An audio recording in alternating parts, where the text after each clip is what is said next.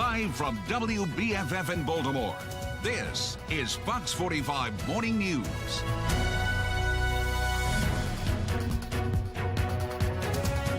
And good morning to you. This is a live look over Towson. You can see that sunrise coming up. What a gorgeous view there. Thanks for being here this Saturday, September 17th. I'm Taylor Stewart, and let's get right into your forecast. This is the last full weekend of summer. Amy Aronson, can we see some summer-like temperatures today, or what are we waiting for? Definitely going to feel like it. And talk about that sunrise. Did you see that cool orange color? That actually has to do with the wildfire smoke that's made its way to the East Coast. That's one cool thing happening this weekend. We're also going to be warming up quite a bit. We're starting off cool this morning, though. We've got that fallish feel to get things started. Upper 50s in all spots to begin your Saturday. As we head through the rest of the day, temperatures will be warming from the 60s to the 70s and eventually right into the low 80s this afternoon. And this is actually just the beginning of a warm week ahead of us. Temperatures are going to be heating up as we head through the final week of summer and as we count down to the fall equinox. I'll let you know exactly where these numbers are trending over the next 5 days in 10 minutes. Taylor? It is what it is. You got the court's order, and we're going to follow it. You wanted a speedy trial. Yeah, this is as fast as the court could do it. Baltimore City State's Attorney Marilyn Mosby will have to wait another 6 months for her federal trial. Now, this is the second time the trial was moved. It was originally scheduled for May, then rescheduled for September 19th. Here's a look at the new timeline for the case. Now, the defense will provide more information on their witnesses come October 7th. There will be 2 hearings in January, both on motion and deadlines. There will also be a pretrial hearing on March 7th. Jury selection is scheduled for March 23rd and 24th. Again, the trial is set to begin on March 27th. We'll have to wait and see. But this morning, former city prosecutor Kurt Nachman joins us live to discuss what this move means for Mosby and her team moving forward. Now, I just want to get into a little bit of why this case was delayed in the first place. Why March 27th? Well, that's 2 questions, really. The first reason as to why it was delayed was the defense team failed to provide appropriate disclosures in a timely fashion for their expert witnesses in terms of what the testimony and opinions of that expert was going to be. Why it was pushed back so far is a more complicated question. It has a lot to do with the fact with the court schedule, the fact that we're still in the judicial system dealing with some COVID-related delays, and that when you have a trial of this magnitude, you have to bring in a large number of jurors in order to conduct juror selection. And that takes the court a period of time to set up and organize. How will this impact the trial as we move forward? Well, ultimately, I think it'll give the prosecution an opportunity to find their own rebuttal witness. They'll also have to gather additional documents related to the businesses that Mosby's claiming had losses. Okay, so going forward, though, what should people be looking for in this case in terms of updates? Will we hear any more from either side, do you think, in between the time of now and March 27th? We'll definitely have some additional disclosures that are filed by both the defense and the prosecution. You heard that there are several deadlines that have been set by the judge for additional witnesses, as well as the pretrial conference and any motions hearing. So we'll certainly get updates leading up to those particular dates. I will say that the timeline that has been established at this juncture from indictment to trial is more of a traditional timeline that the federal courts have had. Ms. Mosby demanded an expedient trial, wanted her trial within 60 days. The court tried to accommodate that, and her postponement was the first postponement in this case. This one is a function of the fact that her defense team failed to provide the necessary information. And while it's the prosecution's request, it's really also the second postponement by the defense team. I see. We'll have to wait and see what comes of this. Thank you for staying on this, Kurt, and we will keep you updated here on Fox 45. Thanks for having me. Absolutely. Now, after that trial was delayed Wednesday, Mosby's attorney, Scott Bolden, was vocal in his displeasure. And they've told us repeatedly they didn't want experts, they didn't need experts, and now on the eve of trial, they report to the court on the record that they're going to use experts. All right? If I could curse, I'd tell you it was all bullshit. Right? Well, he did not hesitate to. Bolden then apologized for those comments in court on Friday. Now, this comes as prosecutors seek a gag order. Again, a decision on that request won't be made until at least October 7th. A 100-mile-per-hour speed chase ends in Baltimore County. Now, 3 people inside that car, all of them minors. They ditched the car and ran. Cops eventually caught up with them, but police say they found a loaded gun and possibly drugs inside that car. Fox 45's Jess Abel has been reporting on juvenile crime and says this was a very dangerous situation. The pursuit, which began in Baltimore City, ended in a crash here in Baltimore County. This is crazy. People just really are crazy out here. They don't care. Police say the suspect's vehicle was wanted in connection with an armed robbery and pursued the vehicle for 16 miles until it crashed into another vehicle here on I-83 near the Baltimore Beltway. Inside the vehicle were 2 15-year-olds and a 17-year-old, along with this: 3 loaded handguns and a stash of what police believe is marijuana. We see a homicide today rated in Baltimore City. We see carjackings after carjacking. We have seen kids who was 12 years old 10 years ago who are now 22 committing big boy crimes and killing people and putting bullets in everybody. It's the latest in a string of cases involving Maryland's youngest residents accused of committing Maryland's most violent crimes. Experts say teens are escaping accountability. Clearly, the focus in the leadership of the city and really in the leadership of the state in the General Assembly has been sort of some of the softer approaches that are consistent with, again, juvenile delinquency, not with, hardcore violent crime. This summer, Maryland lawmakers passed a series of juvenile justice reform laws which allows the state's youngest suspects to avoid prison. It is time for Maryland's juvenile justice system to focus more on care, not cages. You eliminate cages, but you don't create service opportunities to place our children in so that they can heal. The 3 teens arrested in today's pursuit were sent to juvenile jail after a chase that produced both panic and pain. A Catholic school under fire. The comments made by a Maryville Prep High School staff member that has many parents concerned. And we are looking at a warm last weekend of summer, heating up for the final week of it. Dry stretch will continue, but I am tracking a couple of little rain chances next week. I'll explain exactly when they are in a couple of minutes. It's 7:07. You're watching Fox 45 Morning News.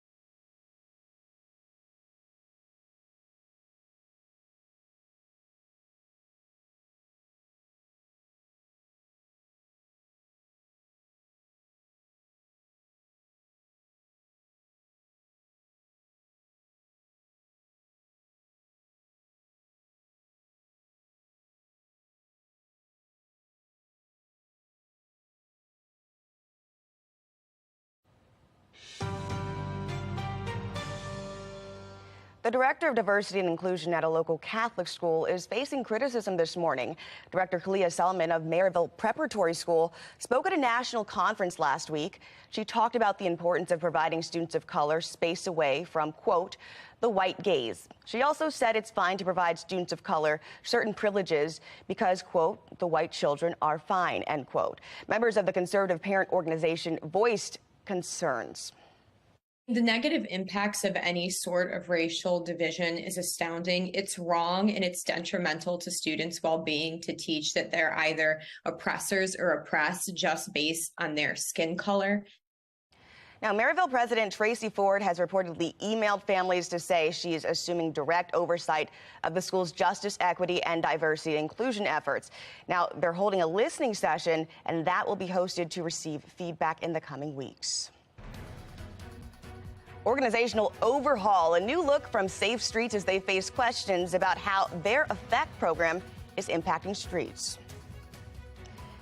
And the battle the fentanyl crisis is causing, the Crime Stoppers are willing to do what they're willing to do to get dangerous drugs off the streets.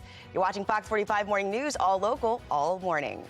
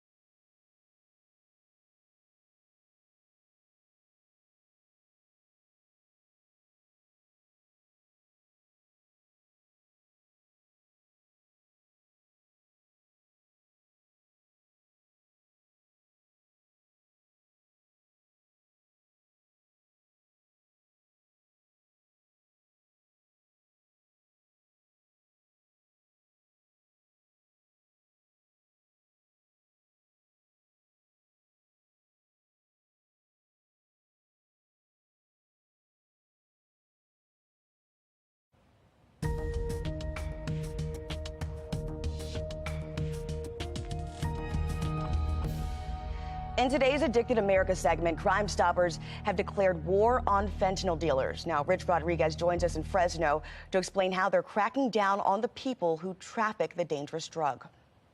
Health leaders have warned in recent years that substance abuse has reached epidemic levels in the valley.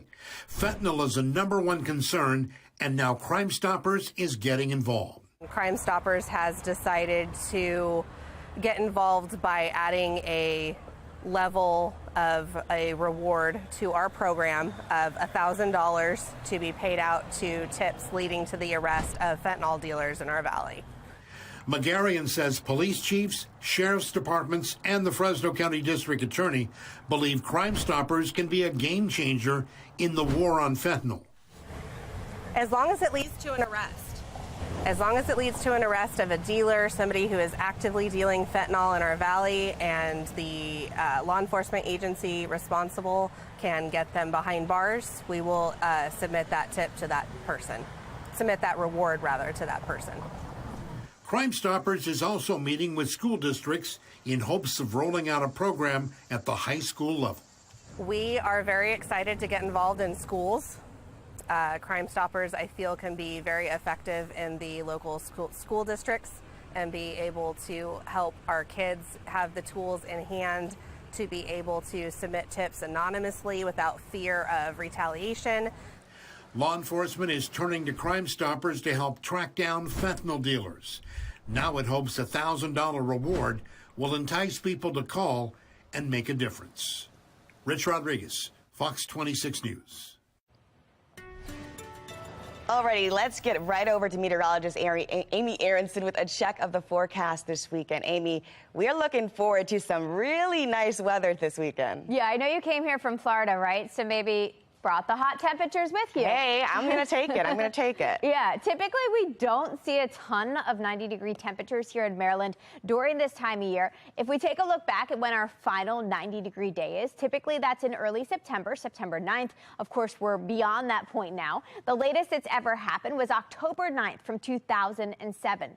If you take a look back at the past 5 years, last year it happened on September 15th, the year before September 2nd, October 2nd in 2019. That means it can happen.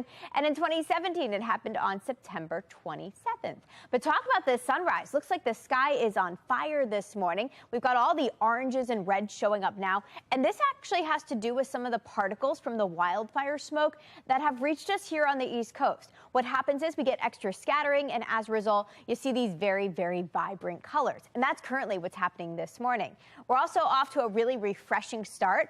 Upper 50s, mid 60s to near 70 to begin, just depending on where you are. And we are going to see an incredible sunset also, and that has to do with that wildfire smoke. If we track it, you can kind of see the grays fading into Maryland here, more vibrant off to our south and west. But I think by 7 o'clock tonight, when sunset happens, we will see another very vibrant sunset with the pretty oranges and reds showing up again. Otherwise, not much happening on the weather map. No real weather makers reaching us. We actually have high pressure nudging in from the north here. I do see a little system off to our west here, but that's not going to reach us this weekend. That means we are actually looking at a rain-free last weekend of summer ahead of us. Tons of sunshine to get things started, and temperatures off to a refreshing start. That means we have a cool morning, but a nice warm afternoon. Temperatures will climb from the 60s to the 70s, right into the low 80s today. Feels nice and warm out there. And then tonight after sunset, temperatures will fall again. Another cool night settles in. Another opportunity to maybe open up the windows. Mid-50s, low 60s to start things off tomorrow. But then tomorrow's another warm one. We see temperatures climb from the 60s to the 70s, right into the mid and actually upper 80s, bringing us awfully close to that 90-degree mark. And that's where we're going to be headed over the next 5 days, actually. We'll have a shot at reaching it. It's going to be a close call. We'll make our way into the low 80s today, mid 80s on Sunday, but then a stretch of the upper 80s that will actually take us through much of next week. Meanwhile, in the tropics, activity also heating up. Say good morning to Fiona, now a tropical storm, but it's really kind of blown up here, producing max sustained winds now at 60 miles an hour. And this storm actually is predicted to become a hurricane. So if we watch the latest track from the National Hurricane Center, they do show it strengthening, having an impact first on Puerto Rico and then curving up to the north here. Latest indications do keep it away from the East Coast, but it is certainly worth watching, especially for Florida and the Southeast in the days ahead. Closer to home, no tropical concerns for us. Gonna feel warm, though, by the end of the weekend. Low to mid 80s over the weekend. And then upper 80s are back on Monday. Yes, I'm throwing in that chance for a stray shower, a spot storm. Not a huge rain chance. Tuesday and Wednesday, completely rain-free and getting very toasty with highs in the upper 80s. We do have another weather maker coming through on Thursday. This will also send us a chance for some spotty storms. And that's what's going to bring an end to this pretty hot stretch and also bring an end to summer. We say hello to fall on Thursday. We're back in the not as hot mid-70s by week's end on Friday. Taylor? All righty. Well, let's go first to M&T Bank Stadium, where the Ravens will play their home opener in less than 24 hours. Now, the stadium will be filled with fans, players, media, but there's still a missing piece. Mascot Poe went down with a preseason injury, but now his replacement is coming around. Check him out. And we've determined that you two guys are really the two best guys for this position. Do we have a deal? Awesome. That's great. That's great. Well, here's what we got to do. We got to look at the contract, okay? I want you guys to read the language. I've got yours right here, Edgar. Alan, I've got yours right here. Just read the first page. Read it first. Make sure everything looks good. When it looks good, let me know. You look good? Awesome. All right. Big day for you guys and your families. Congratulations. Wow, what a deal. Now, Edgar and Alan will be back on the Ravens sidelines for the first time in almost 2 decades. And of course, Twitter was all excited about it. Tanya simply tweeting out, "I love this." Now, this fan encouraging them to keep Edgar and Alan. Take a look at this. Triple the spirit. Oh, come on, keep him on the roster. A next fan here saying the interesting thought here is one fan suggests that Ravens don't know what they signed up for since they can't read their contracts. Maybe the union has to get involved. I think those birds can read. And here's one here. Let me see that one. Was the bird seed guaranteed? You know what? That was something I hope they worked out, because if you're playing for the Ravens, you want to make sure you get your due. Guys, this is the M&T Stadium. We're back in just a few minutes as Safe Streets goes through an organization overhaul. We'll take a look at how the program is impacting crime in the city. And coming up in our Maryland moment, we take a look back at the memorable week in Baltimore after the conclusion of Fleet Week. You're watching Fox 45 Morning News, all local, all morning.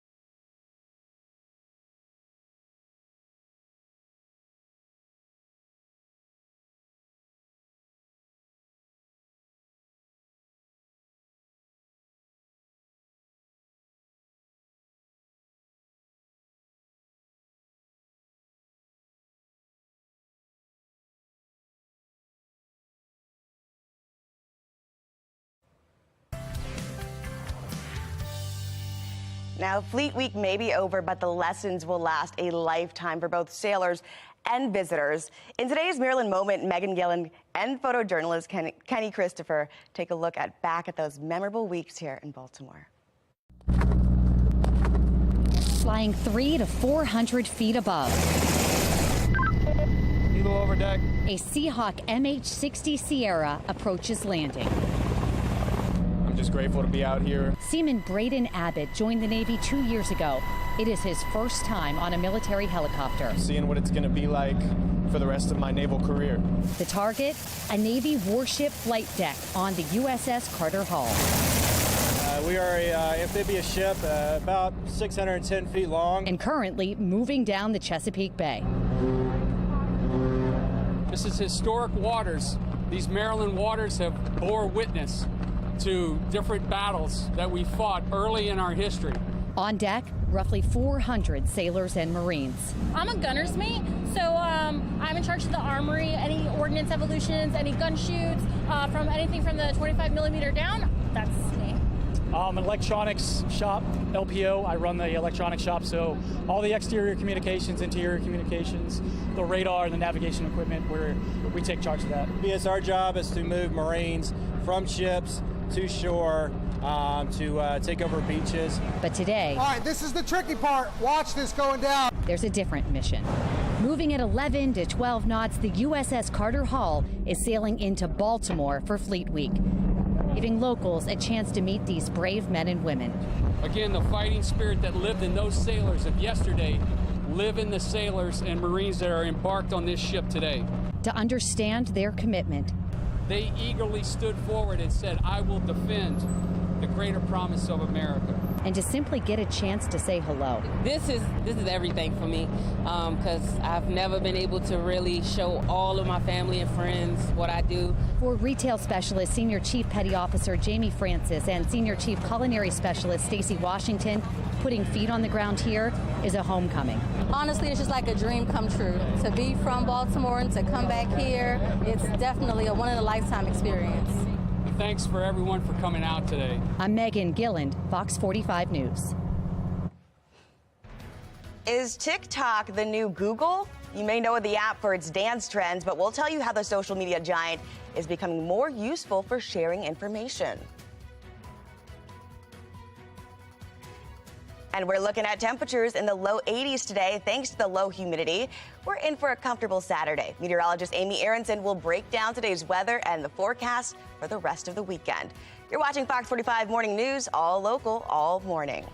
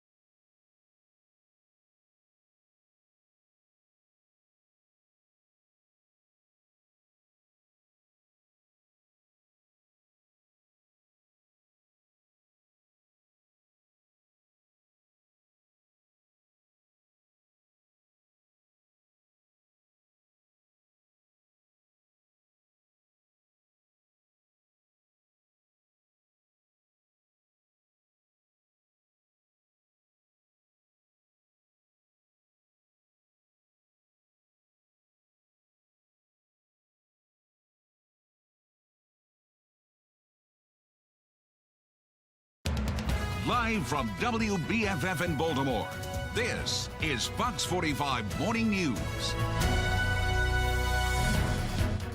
Good morning, good morning. A live look over the harbor. Thanks for being with us here on September 17th, this Saturday. I'm Taylor Stewart.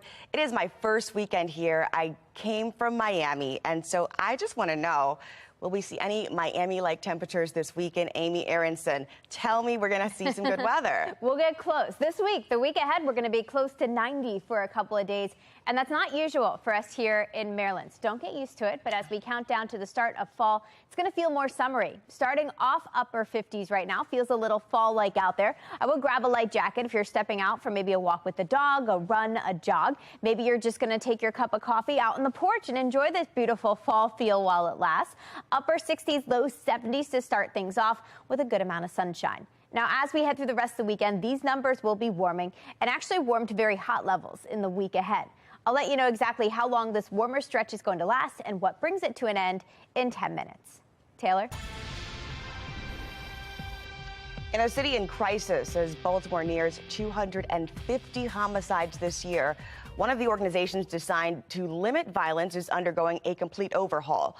Safe Streets will have a new look starting next month. Now, this change coming as Fox 45 continues to demand answers about the group's effectiveness. We've struggled to get information about how this program is run, the training, the staff.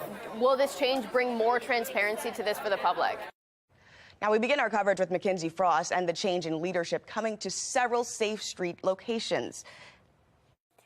The mayor is changing how the 10 different Safe Streets locations will be managed. Right now, it's a patchwork of nonprofits overseeing the implementation of the program. That change will start in about a month and will last up through January. But given the fact that we know there are questions about transparency, oversight, and really effectiveness about the Safe Streets program as a whole, I pressed Mayor Adnan Syed if the changes now announced are because those locations were mismanaged.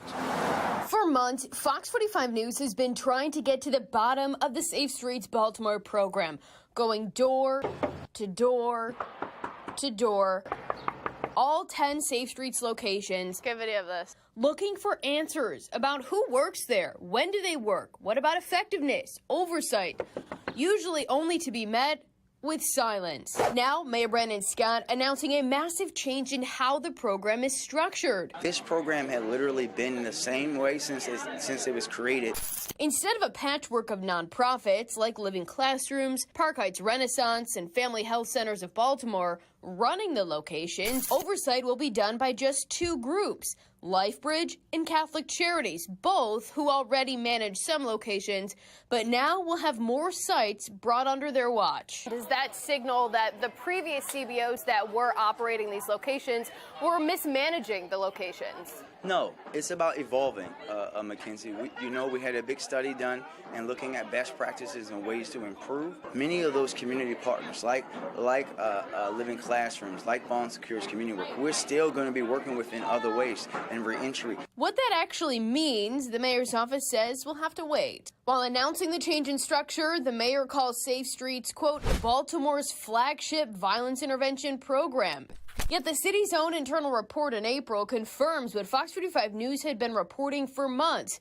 The program lacks oversight, and data showing violence that was prevented is inconclusive program-wide. We've struggled to get information about how this program is run, the training, the staff. Will this change bring more transparency to this for the public? We're very transparent about the program. We have reports published about the program. We're going to consistently be doing that. But what we will not do is risk the public safety of our workers or others. But that simply isn't reality. We've been asking the city for information surrounding who are the employees at these locations. What about their supervisors? How is mediation defined? And what's the proof these employees are actually working? A public records request for emails among top staff about Safe Streets producing more redactions than answers. And when we tracked down Shantae Jackson, the director of the agency implementing Safe Streets, that's the Mayor's Office of Neighborhood Safety and Engagement, Jackson refused to stop and answer questions. Director Jackson, can I ask you a couple of questions? Instead, Mayor Scott doubling down on why he says some of the information may have to stay hidden from the public. When you're talking about jumping in between people and guns and bullets and talking about calming down situations with folks who we know have been in the past certified killers, we have to be very cognizant of that. We are transparent about the program. We will not risk the integrity of the program for anything. Thank you. The changes are set to take place October through January. Meanwhile, the program continues with the patchwork of little oversight and a lot of questions. I'm still trying to get more information about what these contracts will look like with LifeBridge and Catholic Charities. But in the meantime, we're still trying to get an interview set up with Monzi director Shantae Jackson. We've been asking for months to no avail, and if she's willing to sit down with me and talk about Safe Streets, how this program works and the implementation of it, we're more than happy to make that happen. In Baltimore, Mackenzie Frost, Fox 45 News. As Mackenzie reported, we're also looking to find out how the two nonprofits were selected and the cost of those contracts. Fox 45 News has been digging into some of the federal money granted to Baltimore in the past involving Shantae Jackson, who oversees administration of grants. Nearly $1 million was slated to be handed out to the pair in June of Baltimore-based organizations. Now, the area around Safe Street locations have been hotbeds for violence over the past few months. Now, in early May, a triple shooting along Bel Air Road in northeast Baltimore happened just steps from a charity cookout put on by Safe Streets. The mayor and police say those events were not related. Now, 5 days later, near the McElderry Park Safe Streets location, Baltimore police ran out of evidence markers after 60 rounds were fired in a mass shooting that left one person dead. It was one of two mass shootings that day. And August 24th, a drive-by shooting at Park Heights intersection left one dead and 6 wounded. That shooting happening less than a block from a Safe Streets location. Now, in the case, the gunmen are still out there. Video showed 2 men getting out of this car and firing into a group of people. Kenyon Smith was killed. Call police or Metro Crime Stoppers if you have a tip that could bring that to family justice. While restructuring Safe Streets, the mayor's office touted their efforts to work with hospitals to treat victims. They say training with hospital staff is coming later this year, and they hope that will prevent further complications and retaliation before a patient leaves. It's not the first time hospitals have been a major part of violence prevention. Now, earlier this month, the University of Maryland, Baltimore launched a center for violence prevention in partnership with Shock Trauma, local law schools, and the School of Social Work. Now, but one activist says that's a risky proposition, while shock trauma surgeons are overwhelmed, but saving lives. People get up, get out, get involved. You know, stop waiting for somebody to come in and fix the problem.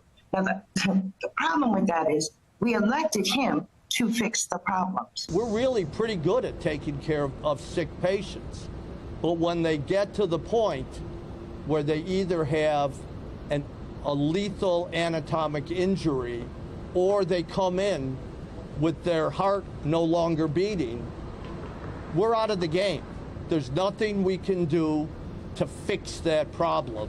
The only fix for that problem is to not have it happen.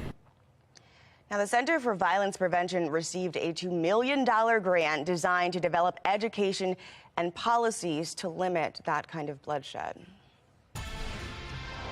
New details in the case made famous by serial podcasts. Adnan Syed will have his day in court Monday. His potential release will be the subject of that hearing. Now, attorneys for Syed, who was found guilty in high school for killing his girlfriend, Min Lee, for more than 20 years ago, they confirmed that hearing will take place Monday at 2 p.m. The city's state's attorney's office wants the conviction with life sentence tossed out and a new trial to be given, even saying Syed should be freed. Now, Syed has never wavered in maintaining his innocence, but we'll have to monitor that hearing for you on Monday. Go ahead and download the Fox 45 News app for the up-to-minute traffic conditions, school closings, breaking news, weather, anything you need to know in Baltimore. Just search WBFF in your app store. A record attendance for the State Fair.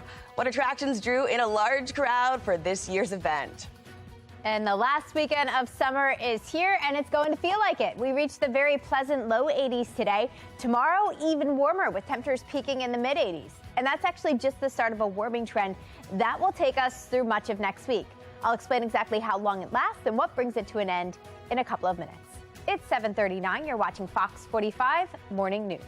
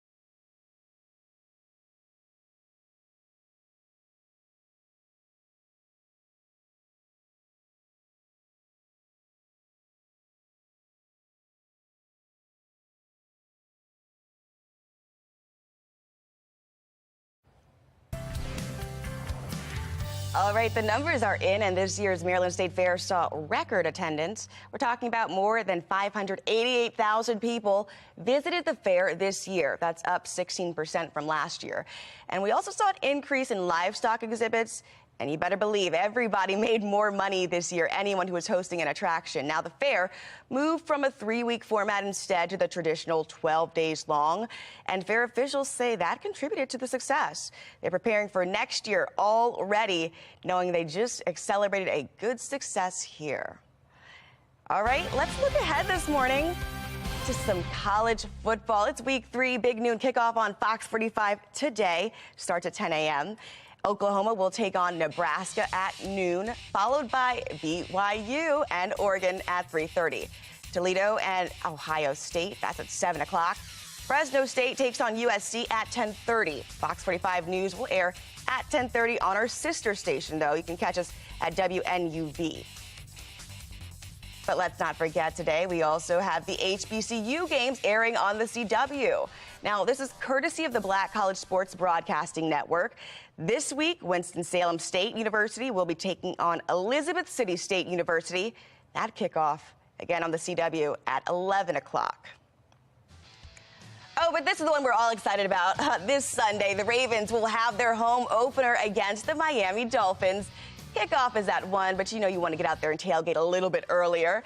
And the Washington Commanders, all right, they're taking on the Detroit Lions at 1 o'clock. You can watch that game here, too, on Fox 45. Coming up, Friday Night Lights in Baltimore. Which team made a statement in the battle between two undefeated teams?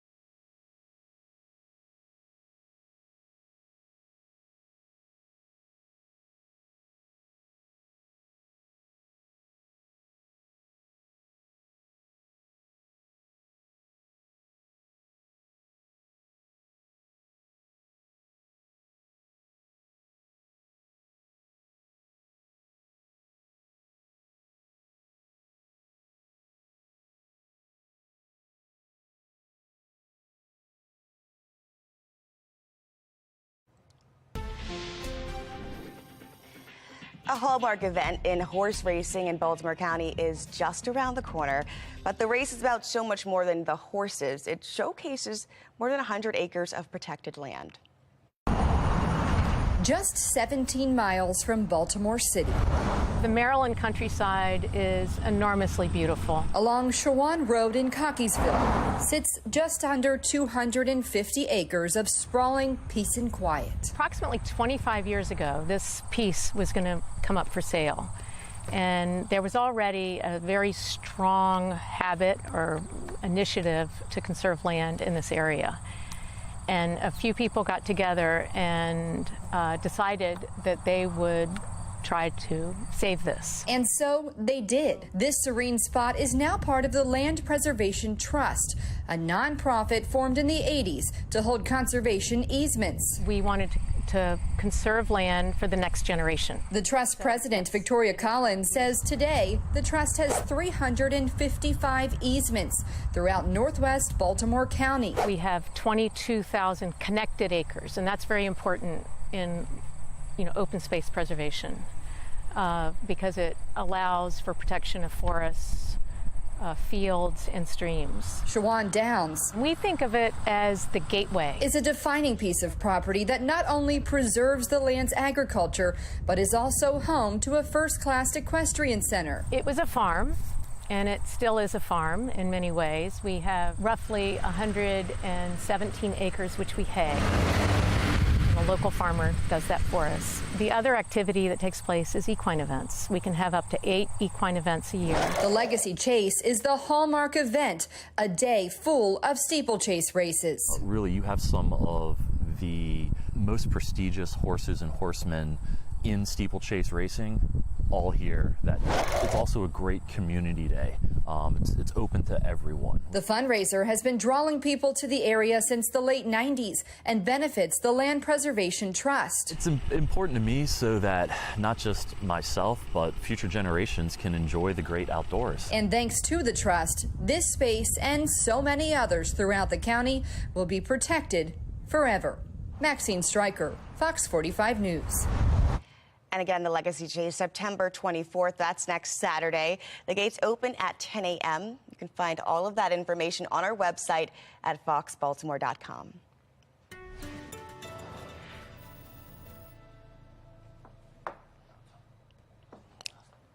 And we're going to get right into your forecast. Here we go, Amy.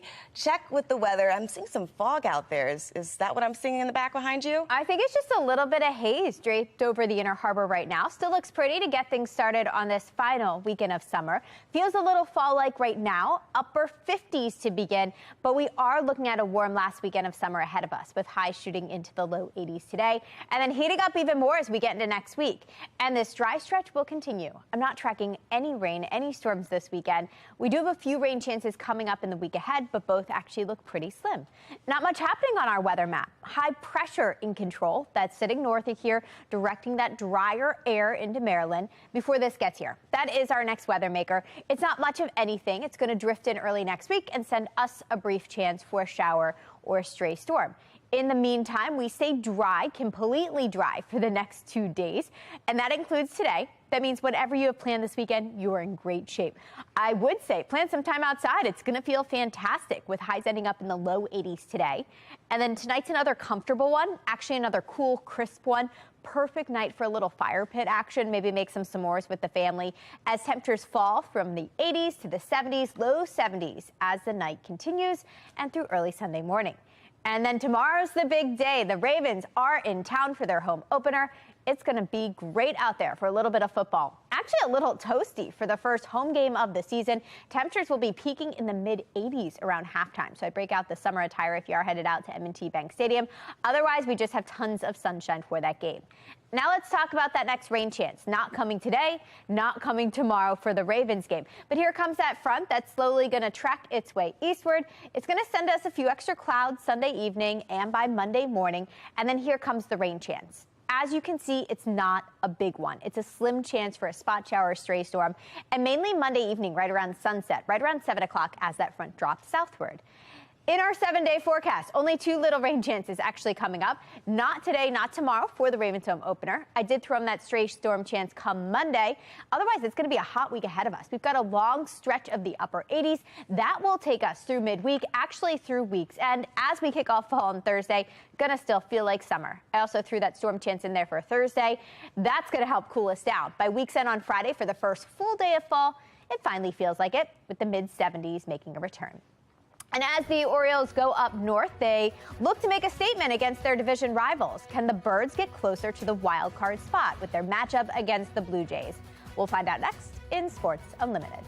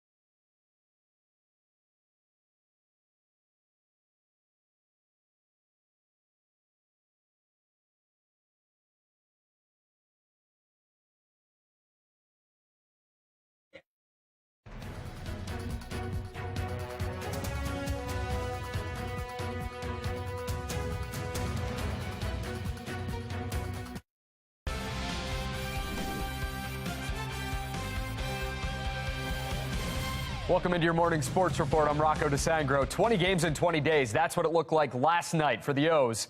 The final stretch of the regular season began with their AL East foe as the postseason push heats up. Game one of a crucial three-game series with Toronto. O's in a hole early on. One on for Adley Rutschman. And in the fourth, he takes that ball for a ride. The two-run shot, his 11th of the year, and it makes it a 2-1 game. Bottom five. 2 on for George Springer. And that's a no-doubter. Blue Jays take a 4-2 lead. Jordan Lyles went 5 innings, allowing 4 earned on 5 hits. 2 of them were long balls. To the 6th, Joey Crable on the mound. Matt Chapman already with the homer on the night, and he'll take a second helping. O's fall behind 6-2 on the 2-run shot. Last chance for Baltimore. Gunnar Henderson with a solo shot in the 9th, but too little, too late. O's fall to the Jays, 6-2, the final score. So when Juwan James went down with that torn Achilles in the first half of the Ravens' win over the Jets, Patrick McCarry stepped in at left tackle. And with Ronnie Stanley listed as doubtful for Sunday's game against Miami, McCarry is ready to step up again. You know, that's my job. That's why I'm here, to do whatever they need me to do and get to work. I have a lot to work on this week, and I'm looking forward to Sunday. We're unsure of where Ronnie's at right now. Are you prepared to start against Sunday if they ask you to do so? Yeah, I'm prepared with whatever they need me to do. Wishing Ronnie all the best. I don't know what his situation is. Obviously, that's with him, but I'm ready what the team needs me to do. As far as the Dolphins go, this is a team that really got after you guys a season ago with Cover Zero. How have you guys prepared for that all week long? Yeah, I mean, we got to get ready for it. Whatever it is they throw at us, we're practicing a lot of different stuff. We're ready. We feel good where we're at. And like I said, we're really looking forward to Sunday. How about some high school football action? Gilman and Boys Latin going head-to-head. Greyhounds trailing by 3. Matt Parker airs it out to DeJuan Lane, and he cruises in for 6. 44 yards on the pass and catch, and just like that, Gilman takes the lead. Parker again, looking to throw. Hits Clayton Badley for the big pickup. And Gilman goes on to get the win, 20-10, the final score. Dundalk and Perry Hall squaring off in a battle of undefeateds. Owls trailing 6-0. Job Bonner drops back and finds a wide-open Dale Martin, and that ties the game at 6. Later in the game, Bonner looking deep, but Deshaun Conway and Declan Ilianya are there to break it up. Very solid coverage on the play, but it's the Owls moving to 3-0 with the 27-6 victory. Wake up today to some college football. CW Baltimore will be airing HBCU games throughout the season, courtesy of the Black College Sports Broadcasting Network. Tomorrow, or today rather, it's here. Winston-Salem State will be taking on Elizabeth City State at 11 a.m. Stan Luter is calling the game, and he gives us a preview of this matchup. This is what I call an Anita game. Anita game. Not Anita Baker, but Anita game. Both teams, I need a win. They need a win. Okay? 0-2, 0-2. But don't be thrown off by the 0-2s because they're very, very young. Good football. It's a lot of guys that maybe, played at your high school, played down the street, that maybe didn't go to the USCs or the Ohio States, the Maryland, but they're really good. And they're getting a chance to get a great education. They're getting a chance to play some good, solid football. So if check it out, you'll enjoy. Yes, football's good, bands are great, cheerleaders are awesome, tailgating's good, and it's just a great weekend of college football. So tune in and watch the game. If you're not sold on that, I don't know what to tell you. He dropped the Anita game reference in there. I love that. That's your morning sports report. I'm Rocco DeSangro. Have a great Saturday.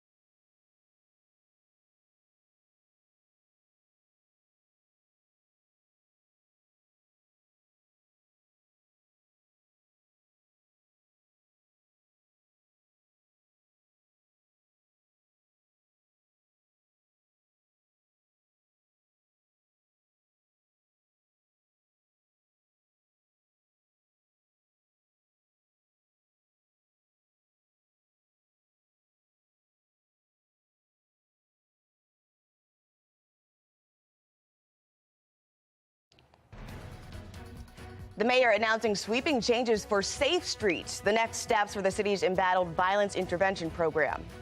The fact that this is blood up here is a little more than I care to think about. A high-speed chase from Baltimore City into Baltimore County. Behind the wheel, teenagers. Coming up, a look at the crime fueled by young people. And we're off to a cool start this morning, but temperatures are going to be warming for the final weekend of summer. I'll explain exactly where they're headed in a couple of minutes. Live from WBFF in Baltimore, this is Fox 45 Morning News. Good morning and thanks for joining us. A live look here over Towson. You can see the sun is up, folks.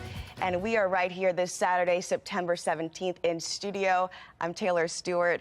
But let's get right to your forecast. It's going to be a good one here. Meteorologist Amy Aronson with an update here. Yeah, for whatever you have planned this weekend, weather not going to be a problem. We're off to a refreshing start this morning. Upper 50s and low 60s right now. Actually, I think these numbers warrant a light jacket as you step out for the first time. But as you plan ahead for the rest of the day, jackets will no longer be needed. Not only do we have bright sunshine this afternoon, we've also got warming temperatures. We'll see our numbers warm from the 60s to the 70s, right into the low 80s today, giving us that summery feel. Now, this is just the start of a big warm-up that's actually coming our way as we count down to the start of fall on Thursday. I'll explain exactly how long this warmer stretch is going to last in 10 minutes. Taylor? We're following two big stories in a city in crisis. Now, 3 teenagers lead Baltimore police on a dangerous high-speed chase. It came to an end in Baltimore County as the 3 teenagers tried to run away. Baltimore County, just a murder shy of seeing 250 lives taken this year. This, as crime experts warn, our city could see the deadliest year ever. Mayor Scott is making some changes to help fight crime. We've struggled to get information about how this program is run, the training, the staff. Will this change bring more transparency to this for the public? Now, Jeff Abel begins our coverage this morning with a recap of that high-speed chase. Well, police pursued this vehicle down multiple roadways through both the city and the county, and when it was over, 2 15-year-olds were among the accused. The pursuit, which began in Baltimore City, ended in a crash here in Baltimore County. This is crazy. People just really are crazy out here. They don't care. Police say the suspect's vehicle was wanted in connection with an armed robbery and pursued the vehicle for 16 miles until it crashed into another vehicle here on I-83 near the Baltimore Beltway. Inside the vehicle were 2 15-year-olds and a 17-year-old, along with this: 3 loaded handguns and a stash of what police believe is marijuana. We see a homicide today rated in Baltimore City. We see carjackings after carjacking. We have seen kids who was 12 years old 10 years ago who are now 22 committing big boy crimes and killing people and putting bullets in everybody. It's the latest in a string of cases involving Maryland's youngest residents accused of committing Maryland's most violent crimes. Experts say teens are escaping accountability. Clearly, the focus in the leadership of the city and really in the leadership of the state in the General Assembly has been sort of some of the softer approaches that are consistent with, again, juvenile delinquency, not with, hardcore violent crime. This summer, Maryland lawmakers passed a series of juvenile justice reform laws which allows the state's youngest suspects to avoid prison. It is time for Maryland's juvenile justice system to focus more on care, not cages. You eliminate cages, but you don't create service opportunities to place our children in so that they can heal. The 3 teens arrested in today's pursuit were sent to juvenile jail after a chase that produced both panic and pain. A county police officer was injured during today's pursuit, but his injuries are not believed to be serious. Jeff Abel, Fox 45 News. Now, Mayor Scott is announcing major changes to Baltimore County's violence intervention program, Safe Streets. Now, it's a program funded by taxpayers, and Fox 45 is asking the questions to make sure we get all the details. Mackenzie Frost here with the latest. For months, Fox 45 News has been trying to get to the bottom of the Safe Streets Baltimore program, going door to door to door all 10 Safe Streets locations. Get a video of this. Looking for answers about who works there, when do they work, what about effectiveness, oversight, usually only to be met with silence. Now, Mayor Adnan Syed announcing a massive change in how the program is structured. This program had literally been the same way since it was created. Instead of a patchwork of nonprofits like Living Classrooms, Park Heights Renaissance, and Family Health Centers of Baltimore running the locations, oversight will be done by just two groups, LifeBridge and Catholic Charities, both who already manage some locations, but now will have more sites brought under their watch. Does that signal that the previous CBOs that were operating these locations were mismanaging the locations? No, it's about evolving, Mackenzie. We had a big study done and looking at best practices and ways to improve. Many of those community partners, like Living Classrooms, like Bond Security's community work, we're still going to be working within other ways and reentry. What that actually means, the mayor's office says we'll have to wait. While announcing the change in structure, the mayor calls Safe Streets, quote, Baltimore's flagship violence intervention program. Yet the city's own internal report in April confirms what Fox 45 News had been reporting for months. The program lacks oversight, and data showing violence that was prevented is inconclusive program-wide. Do you envision this change and this evolution, meaning that we'll see more transparency when it comes to the Safe Streets program? We've struggled to get information about how this program is run, the training, the staff. Will this change bring more transparency to this for the public? We're very transparent about the program. We have reports published about the program. We're going to consistently be doing that. But what we will not do is risk the public safety of our workers or others. But that simply isn't reality. We've been asking the city for information surrounding who are the employees at these locations. What about their supervisors? How is mediation defined? And what's the proof these employees are actually working? A public records request for emails among top staff about Safe Streets producing more redactions than answers. And when we tracked down Shantae Jackson, the director of the agency implementing Safe Streets, that's the Mayor's Office of Neighborhood Safety and Engagement, Jackson refused to stop and answer questions. Director Jackson, can I ask you a couple of questions? Instead, Mayor Scott doubling down on why he says some of the information may have to stay hidden from the public. When you're talking about jumping in between people and guns and bullets and talking about calming down situations with folks who we know have been in the past certified killers, we have to be very cognizant of that. We are transparent about the program. We will not risk the integrity of the program for anything. Thank you. The changes are set to take place October through January. Meanwhile, the program continues with the patchwork of little oversight and a lot of questions. Now, this brings us to our question of the day. Do you think Safe Streets and Overhaul will make that program more effective? Now, so far, 97% say no. Weigh in. Head over to foxbaltimore.com/vote to cast yours. Get real. TikTok is now following Instagram's lead of copying features from other apps. What it's now being called for Gen Xers just ahead. And we are looking at a warm final weekend of summer. We're also going to heat up next week as we get closer and closer to the start of fall with a mostly dry stretch. But rain chances will actually be on the rise during the week. I'll explain exactly when we do have a risk for some showers and some storms in a couple of minutes. It's 8:08. You're watching Fox 45 Morning News.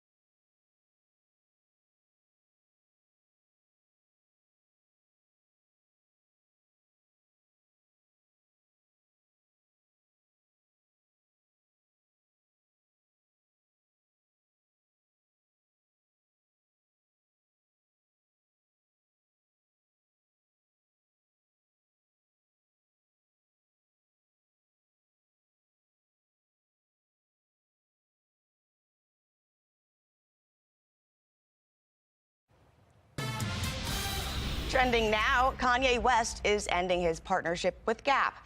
Some people calling the move genius, others saying it is a stunt. Either way, you won't find his clothes at Gap anymore. West says Gap breached their deal by not opening Yeezy-branded stores and distributing his apparel as originally planned, among some other things. Now, in a deleted social media post, take a look at this.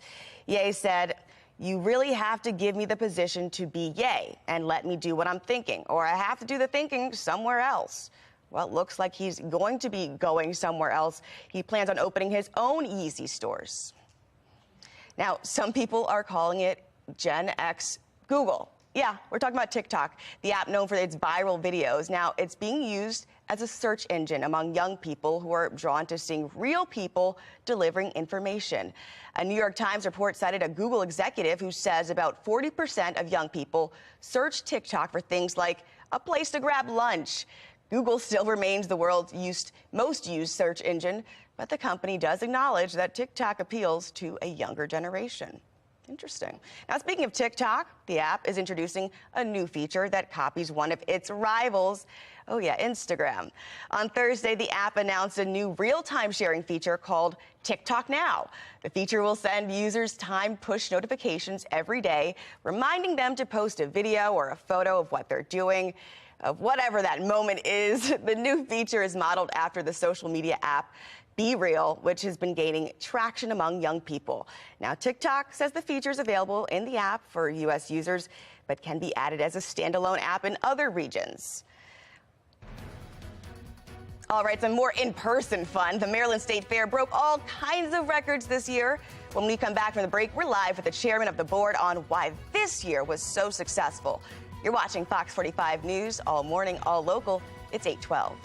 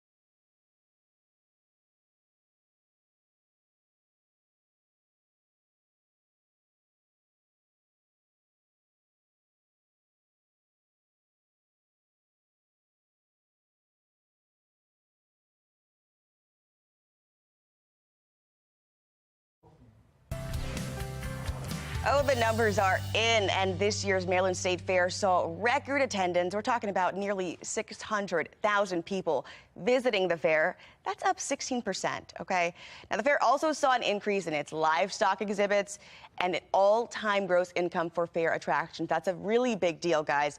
Joining me in studio this morning is Gary Brewster here at the Maryland State Fair. He's the boardman of the chair. So this is really big for you guys, and I really want to get into why it was so good this year and how it's grown over the years. So what contributed to the success? Yes, Taylor, we had a record-breaking 141st Maryland State Fair, and there were a lot of reasons why it was so successful. One was our partnership with Fox. You all had a great presence there. There were a lot of interviews. We kept hearing from people that said, hey, we saw the State Fair on Fox News and we wanted to come. And people come for a variety of different reasons. Again, 141st year, but we were shut down in our nation's time of need during World War II when our nation was attacked. And then during the COVID pandemic, we got hit really hard.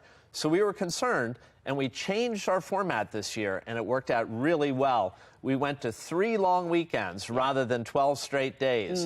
And because of those 3 long weekends, we were able to add a lot of extra things. Okay, and so people had time to really get out there and experience these rides and these new exhibits that we had this year, and the food. So tell me a bit about why you think the attractions this year made so much more money. Well, Maryland is known for having one of the great state fairs in the country. And Maryland agriculture is our #1 industry, and we have wonderful food there. This year, the pickled pizza was popular. The traditional Krabby Patty was great. Farmer's Stand garden grilled cheese won the award. So you have all this great local food, and then you have these terrific rides. You have the Riptide roller coaster and Spaceport and Hydra. People love those. And then there's live entertainment. This year, for the first time, we brought in Poppin' Penelope balloon art. So she made a Ferris wheel out of balloons. And then we had a cage you could go in, and exotic and pretty birds would land on you, and you could interact with the birds. So really out there this year, taking chances with the exhibits and rides and the experiences people could have when they come. I'm curious to know what you guys are planning for next year. Well, we think we'll stay with the 3-weekend format because that allows our FFA and 4-H kids to exhibit without having to miss school. Okay. And we had 22,000 exhibits from one end of Maryland to the other. 22? Yeah, 22,000. Wow, okay. And it's all about the kids. Our mission is agriculture education. And so we think next year, with the added opportunity for kids to show their animals, to come to the ULearn Center, to come to the birthing center, see a live birth, interact with all types of animals, and enjoy Maryland food, we think that next year is going to be another great year, provided the weather's good. Oh, and we're gonna cross our fingers and hope for that. I know the weather is good this weekend, and we want to get to Amy Arison for the forecast, but I will tell you, next year as we look ahead, it's a good opportunity for education and fun at the Maryland State Fair. Congrats this year on such a big turnout. Thank you, Taylor. We appreciate Fox's support. Absolutely. Now, Amy, tell me, we're gonna have some great weather this weekend. How are we looking? In the 80s, right? Yeah, warm this weekend. Would be a little warm for the fair anyways. But yeah, I was out there a couple of weekends and it was perfect. So they did have a nice stretch for that. Now we're back to summery heat. Now, typically we see our last 90-degree temperature in early September, around September 9th. The earliest last time we saw that, August 7th in 2000. The latest time we saw that, October 9th in 2007. That means, yeah, it's still possible. Last year, for example, last time we hit 90 degrees was on September 15th. Back in 2019, we hit it on October 2nd, 2017, September 22nd. And we are going to get awfully close in the week ahead as we get closer and closer to the start of fall. Feels fall-like out there this morning. We are off to a cool and refreshing start. Don't see a ton of fall colors yet, looking down at the trees in Towson. Temperatures feel like fall, though. Upper 50s, low 60s to start this morning. Bel Air, the outlier here, coming in at a warmer 70 degrees. But all these numbers say grab a jacket or a sweater as you step out this morning. We are looking at a quiet start on the weather map. I am tracking this weather maker way out here. Eventually, that's going to glide our direction and send us a small opportunity for some rain, but not this weekend. This weekend is rain and storm free. Looks great for whatever you want to do outside. Temperatures will be warming into the 70s, into the 80s by day's end.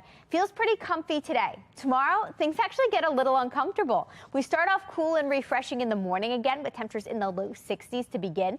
But look how quickly these temperatures climb. If you still have your pool open, would be a decent day for that, with temperatures warming their way through the mid and actually upper 80s. And then in the week ahead, we get even closer and closer to that 90-degree mark. We've got a long stretch to the 80s that will take us through the week ahead. Typically around this time of year, we see average highs close to 80. We are above that every single day. Wednesday, hottest day of the stretch with highs reaching 88, getting close to that 90-degree mark. Meanwhile, in the tropics, things also heating up. Say good morning to Tropical Storm Fiona. It's already producing max sustained winds up to 60 miles an hour, and this storm is expected to continue to strengthen. Latest track from the National Hurricane Center shows it becoming a hurricane. Spaghetti plot shows it continuing on that westward journey. I want to point this out because a few outlying forecast models here do take it drifting towards Florida, so they'll have to keep an eye on this system, but the majority have it staying off the East Coast in the week ahead. No tropical concerns for us as we look ahead to the Ravens home opener tomorrow. Highs warming into the mid-80s. Stray shower possible on Monday. Mostly dry up through Wednesday as we kick off fall on Thursday. Hot with a chance for storms. And then cooler behind that. So for the first full day of fall and the first full weekend of fall, it's going to be cooler next weekend with highs settling back into the mid-70s. Taylor? Hey, Wegmans shoppers, listen up. Do you like self-checkout, or you want it to be a thing of the past? Well, I'll tell you about the grocery store considering ditching self-checkout altogether. But first, we are getting ready for this second NFL weekend of the season, who our teammates think will be victorious on Sunday. You're watching Fox 45 News, all local, all morning.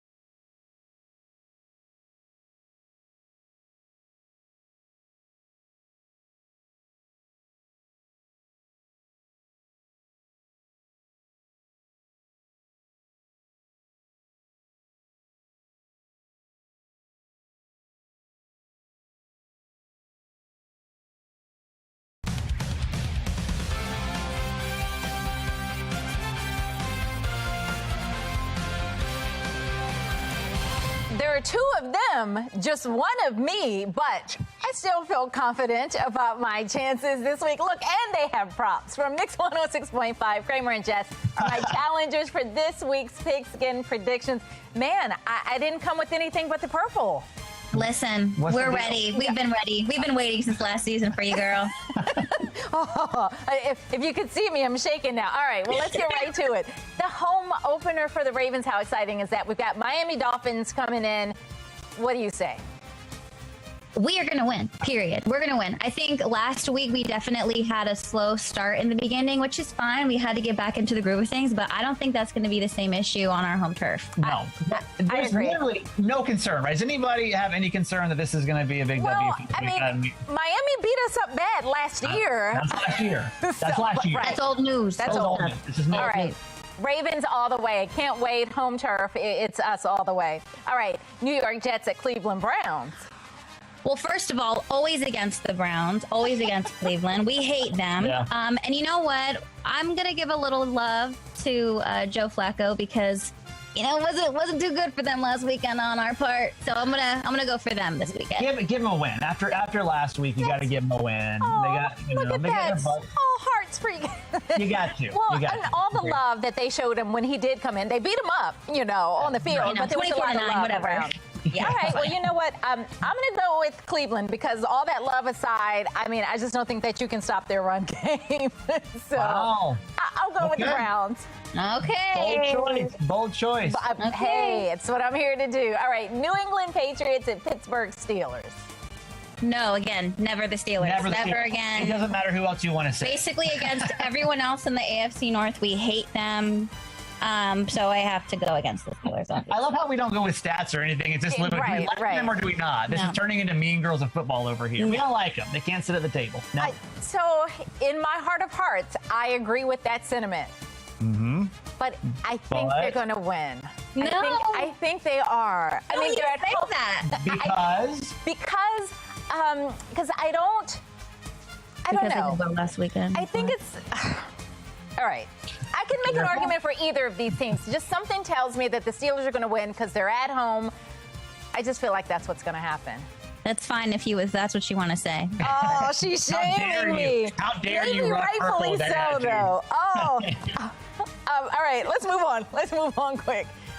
Cincinnati Bengals at Dallas Cowboys. And here again, I probably shouldn't, but I'm going with the Bengals. Don't say it. Wow. You know we cannot root for them in any way, shape, or form. Don't you say it. We hate Joey Burrow. We hate him. Listen, I think it's going to happen. I mean, I just think the Bengals are going to win. I mean, they were Super Bowl, then they went. Then they yeah. No, Joey's distracted. He's out here hanging last out. Week. They're gonna come back. I mean, they lost big after coming from the Super Bowl. It doesn't matter. Again, who do we like? Who do we not? Who's in the club and who's not? Who cares about stats? All right. Well, okay. One more. We got to get to the last one. Tampa Bay Buccaneers and New Orleans Saints. Okay, you know what?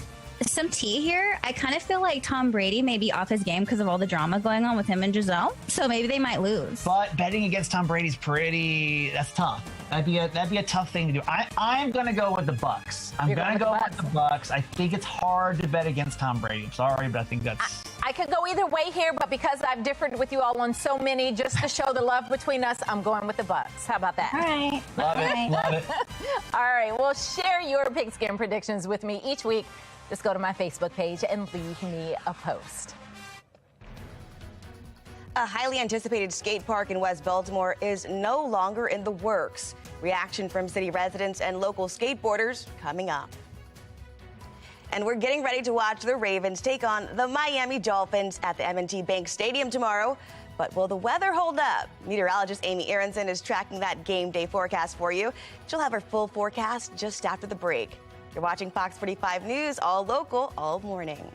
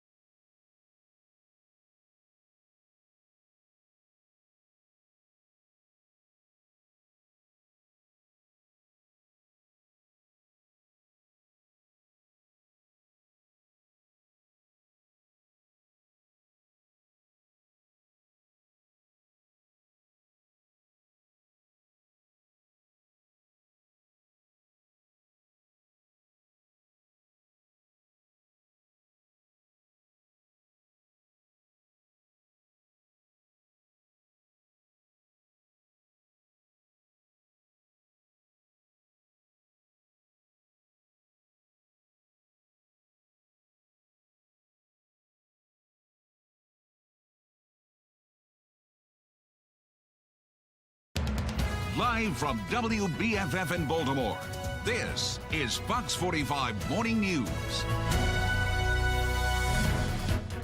It's Saturday morning, and thanks for joining us. It's the live look over Baltimore, the harbor. You can see some fog out there, it looks like.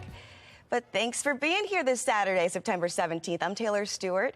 Let's get right into your forecast. Meteorologist Amy Aronson with your update. What's the big forecast for our game day weekend, Amy? Yeah, it's going to be heating up. Not exactly feeling like fall football weather this weekend.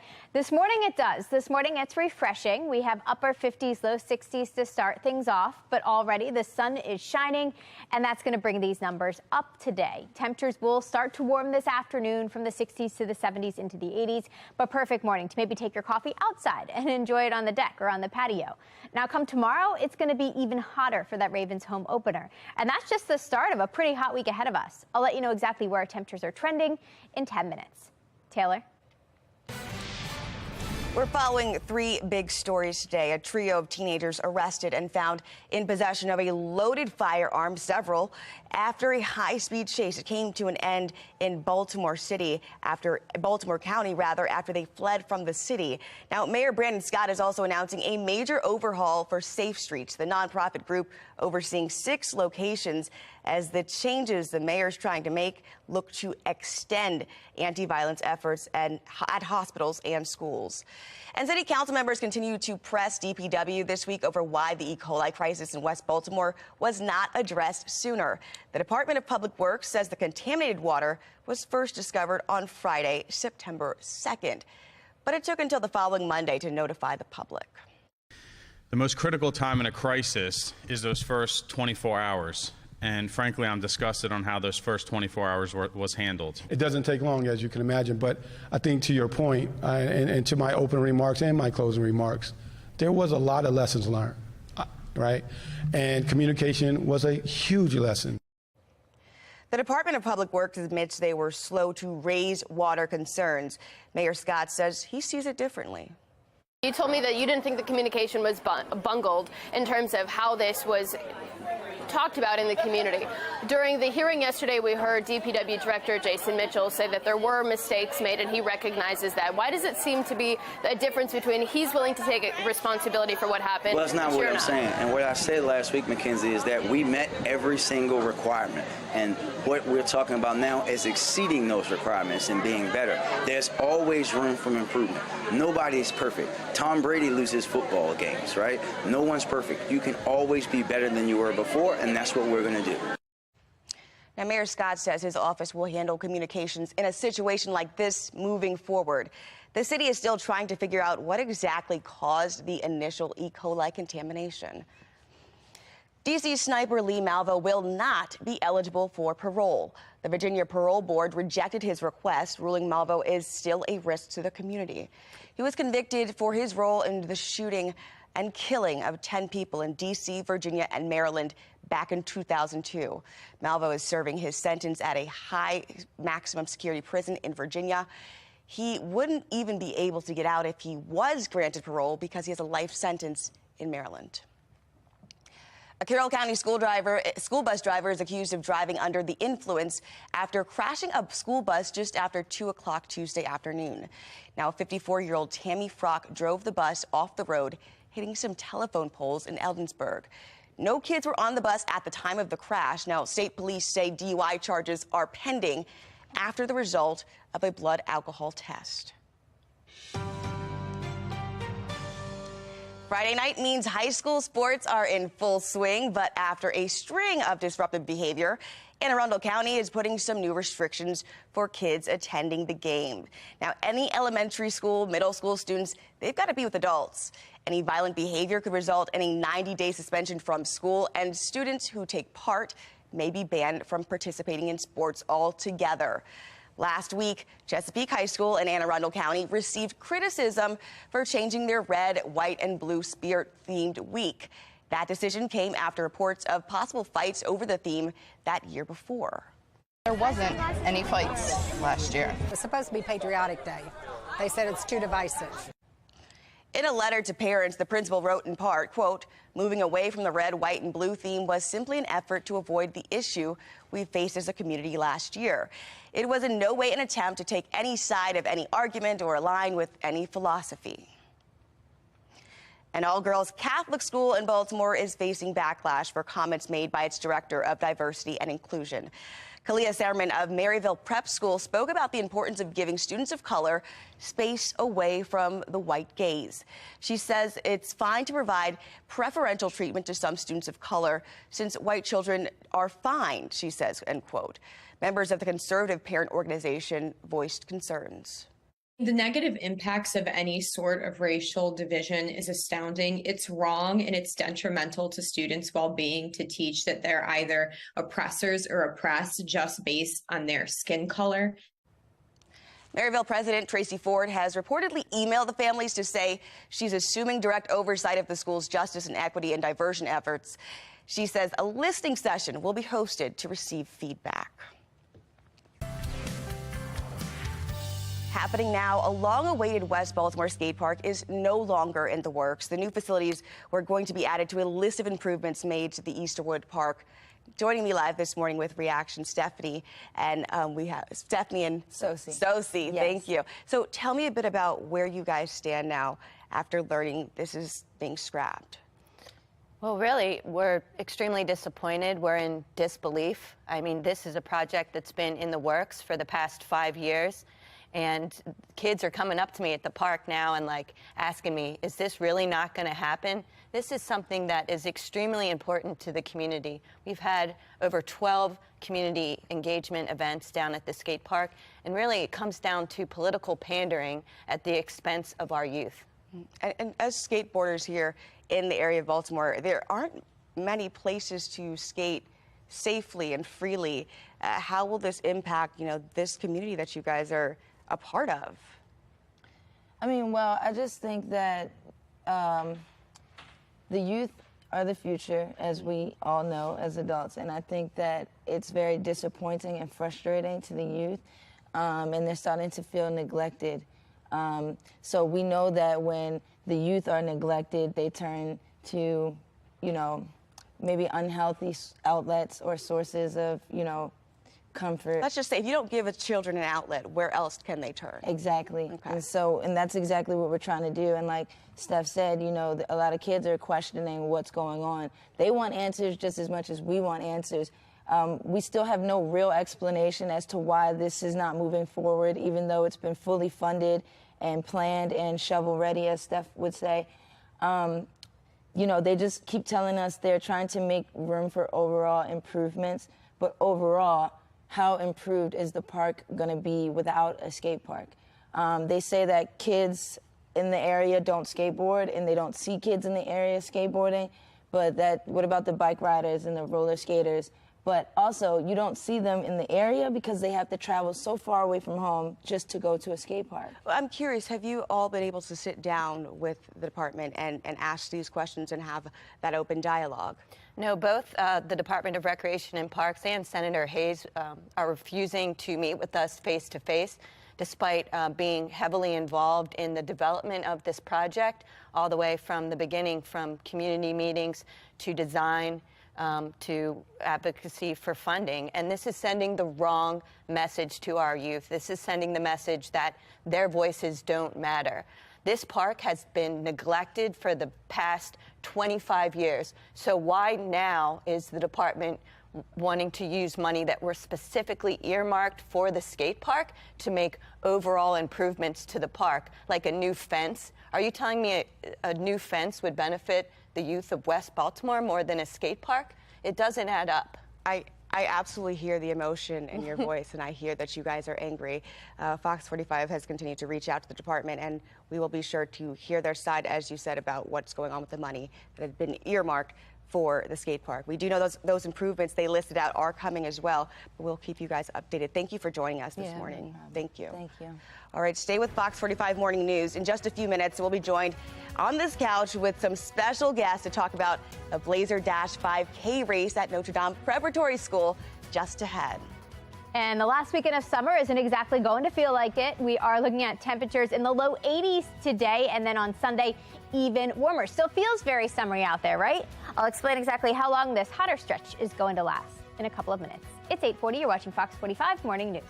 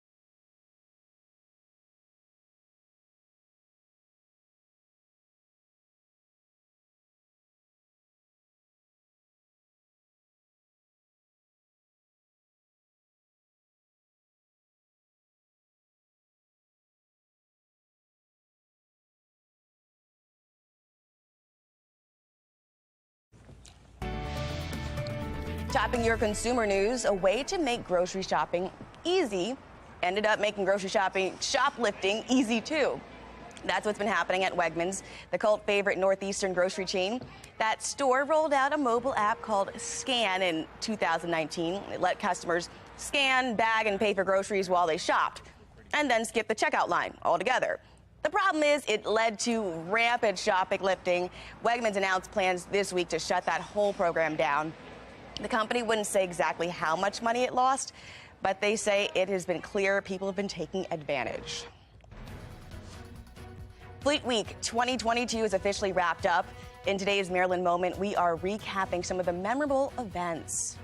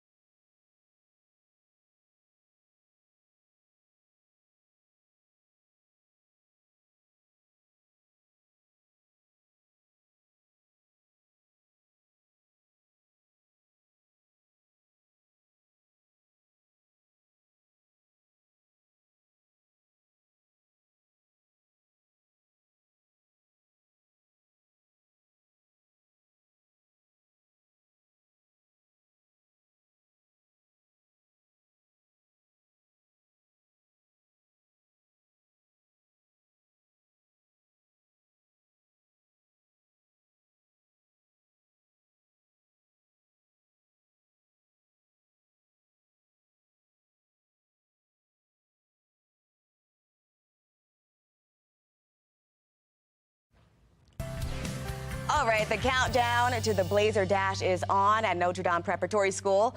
Joining us this morning, we've got the best of the best here in the building. We've got Ava, Emma, Kelly, and Sean. Emma.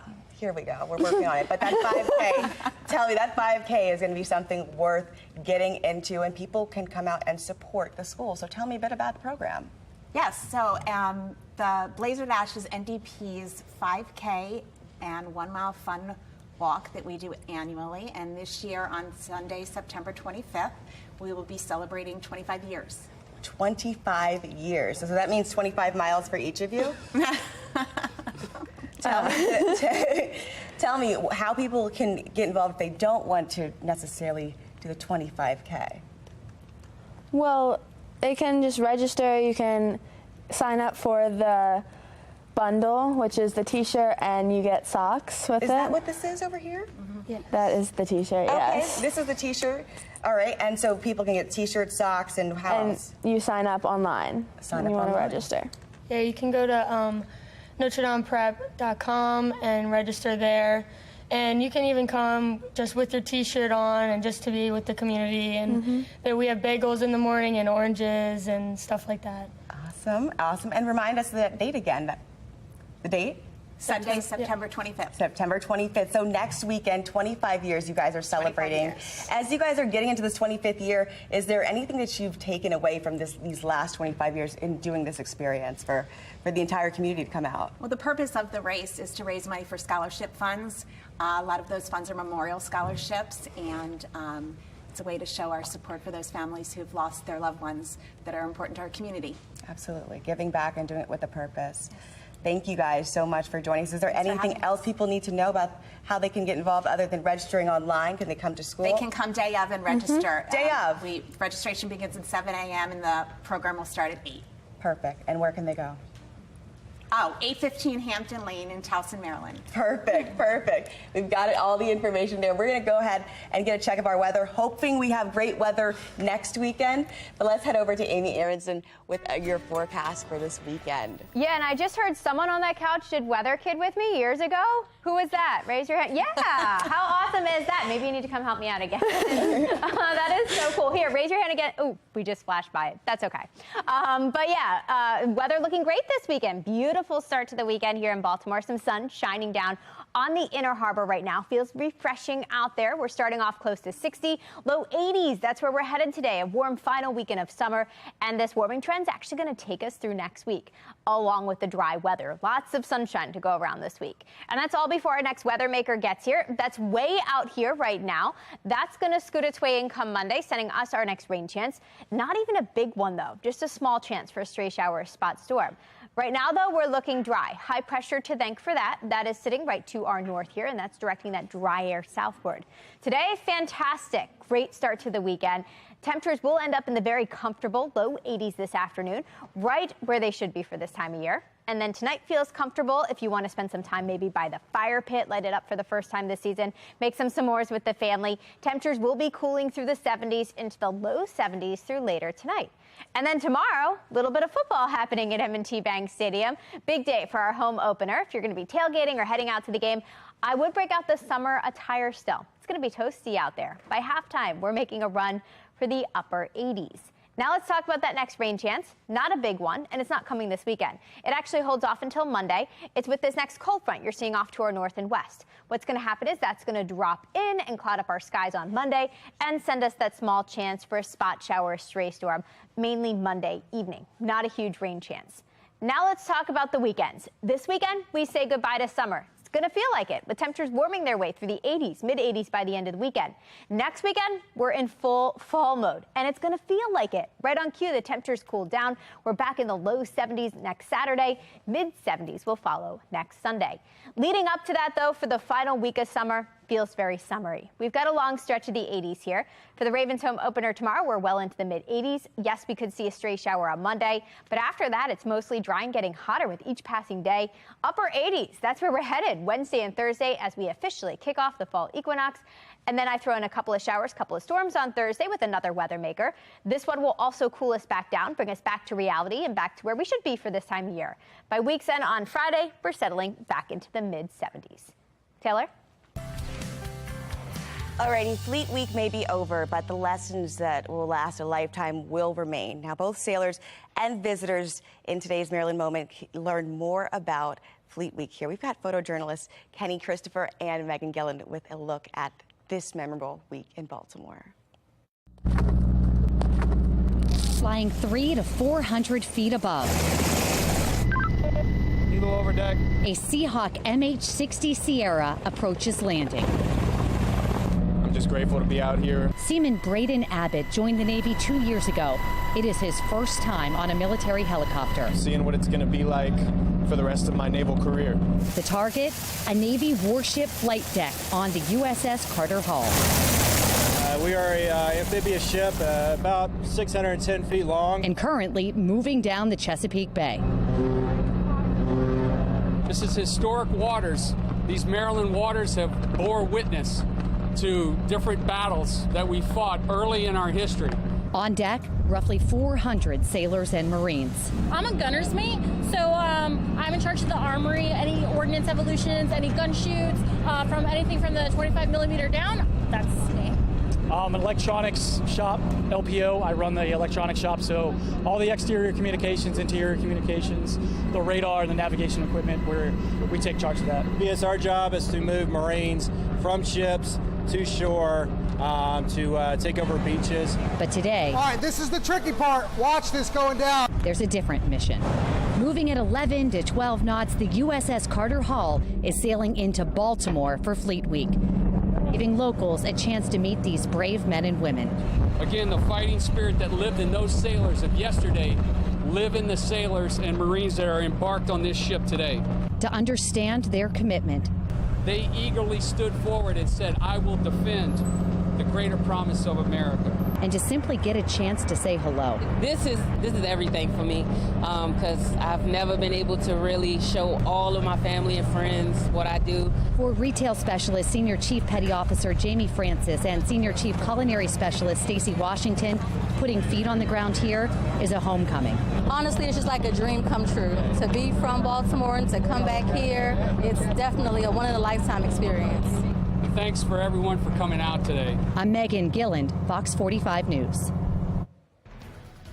Shocking allegations from a former head of security inside Twitter. We're taking a look at what we've learned and how to keep your personal data safe.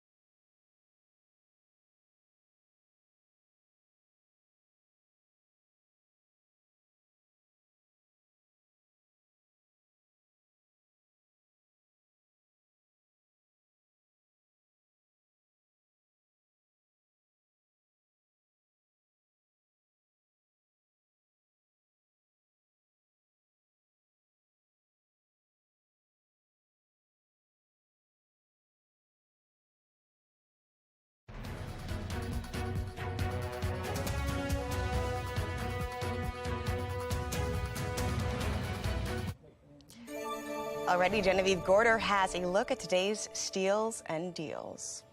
The following segment is sponsored by Knocking. Listen, we all know that grocery prices have increased by almost 11% just in the last year.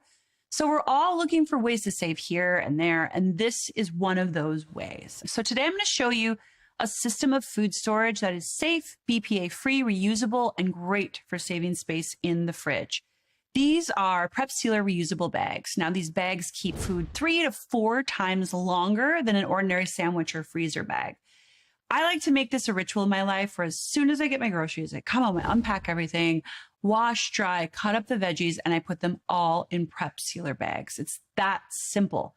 Now, fruits, even easier. You simply just place them in a bag and you're done. What's great is that these bags have been scientifically proven to absorb food gases, which not only keeps food fresher, it keeps it fresh much longer. Plus, they're dishwasher and microwave safe. I don't know about you, but I also hate throwing away unused food every week. With Prep Sealer, not only are my avocados not browning as fast, everything is keeping longer. And I'm saving by not having to buy more and more and more. You know what I'm talking about? So right now we're offering up to 40% off, you guys. Take advantage of this deal at asadeals.com.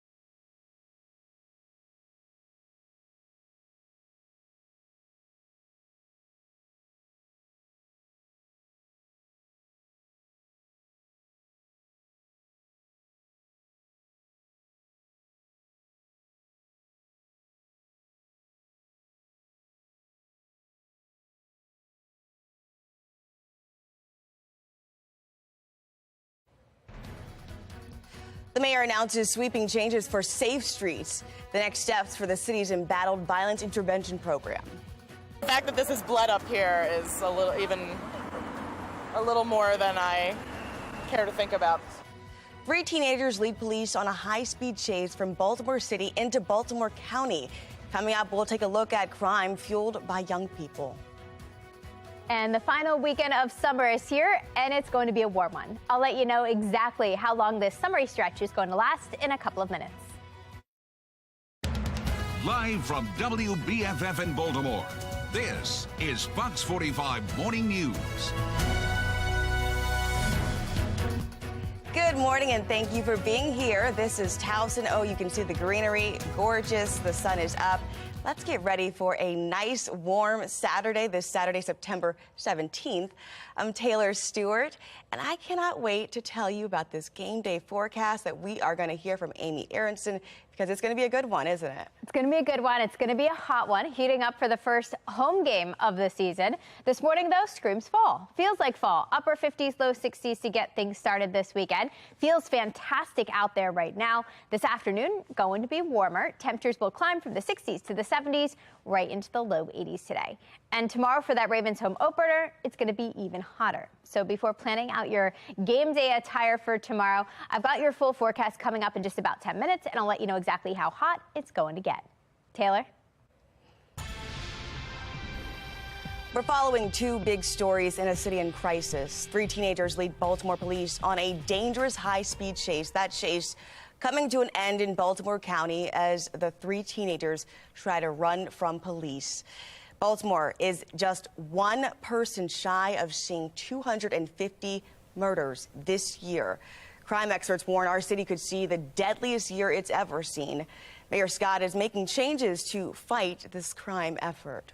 We've struggled to get information about how this program is run, the training, the staff.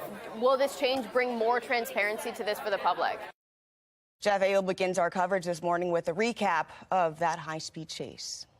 Well, police pursued this vehicle down multiple roadways through both the city and the county, and when it was over, 2 15-year-olds were among the accused.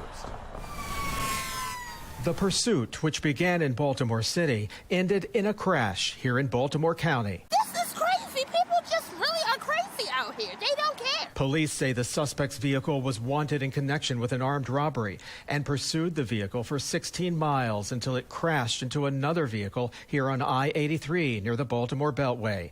Inside the vehicle were 2 15-year-olds and a 17-year-old, along with this: 3 loaded handguns and a stash of what police believe is marijuana. We see a homicide a day rated in Baltimore City.